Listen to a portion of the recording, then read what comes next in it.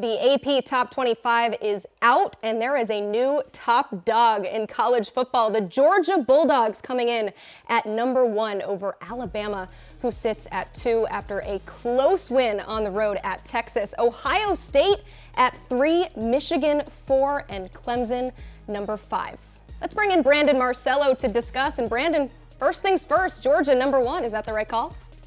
Yeah, it's the right call. Not a surprise there. Alabama just did not look very impressive on the road at Texas. The offense is struggling. The receivers are struggling. They're not getting open as much as we thought they would. And Texas exposed them a little bit. Georgia, meanwhile, is just steamrolling everybody. They've outscored their opponents 58-3 in the first half of their first 2 games. They look dominant, just as they were last season defensively, and the offense does whatever it wants. So Georgia, of course, deserves a number 1 spot.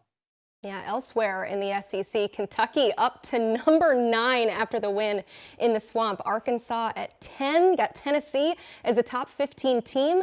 What do you think about the SEC in this ranking?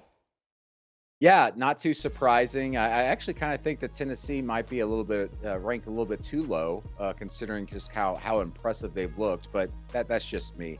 I think when you look at Kentucky and Arkansas, I like to try to compare them to, say, a Clemson, who is at number 5, or an Oklahoma State that's number 8 right now. Neither of those teams have victories against top 25 opponents. Kentucky does. They just beat Florida on the road in the Swamp, a ranked Florida team.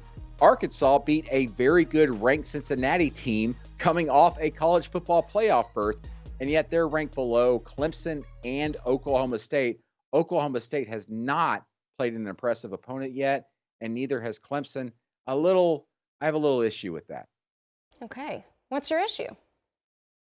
Well, play somebody, beat a top 25 team, Clemson or Oklahoma State, and then maybe you could talk about being above those 2 SEC teams. Kentucky looks so much more physical than a lot of opponents, especially the likes of Oklahoma State. And to me, Arkansas, the way they've been able to score at will, and kind of KJ Jefferson's been able to take over games there at quarterback, and recently beating South Carolina 44-30.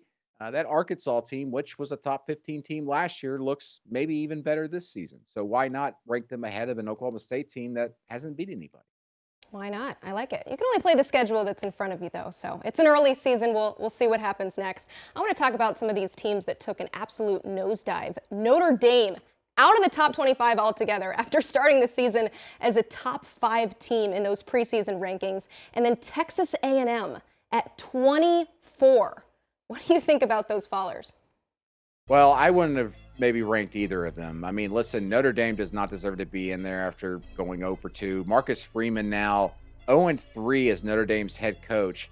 This loss against Marshall, arguably the worst they've had since the Charlie Weiss era. Things just not looking good there, especially on offense. Notre Dame will not be in the top 25 anytime soon this season. Texas A&M has an opportunity to potentially actually rise in the rankings. They play Miami this week, and of course, they have that gauntlet ahead of them in the SEC. But A&M, their offense only ran 38 plays. They couldn't crack 100 yards among any individual player there. Just terrible football, terrible game planning by the Aggies, and I'm kind of surprised, to be quite honest, they didn't drop completely out of the poll. Yeah, big Saturday for the Sun Belt. 2 Sun Belt teams went on the road and beat former top 10 teams, as we just talked about. Some of them took a bit of a nosedive. Should those teams, Marshall and App State, be ranked in this top 25? Oh, I think so. I think they deserved it. I know App State has a loss to North Carolina in their season opener. I mean, that was a crazy game, one of the crazier games you're going to see. App State still lost that game despite scoring 40 points in the fourth quarter. And then they go on the road and shut down A&M's offense after allowing a bunch of points against North Carolina. There's some great coaching there at App State. They've got some talent. Chase Bryce, the quarterback there, former Clemson backup, former Duke quarterback, has some experience, and they've got some good transfers and a good nucleus there at App State. They should definitely be ranked, but they're just on the outside looking in, receiving votes at 26. Marshall has dominated, really, both teams they have faced this year. First a blowout, and then at Notre Dame winning pretty convincingly in my eyes. They deserve to be ranked as well, but they're sitting outside at 28th. Charles Huff, the coach at Marshall, is a name to watch when we start looking at some of the coaching carousel and some job openings happening. What a crazy week 2 of college football. So many shakeups in this AP Top 25. Brandon, thanks for breaking it all down for us.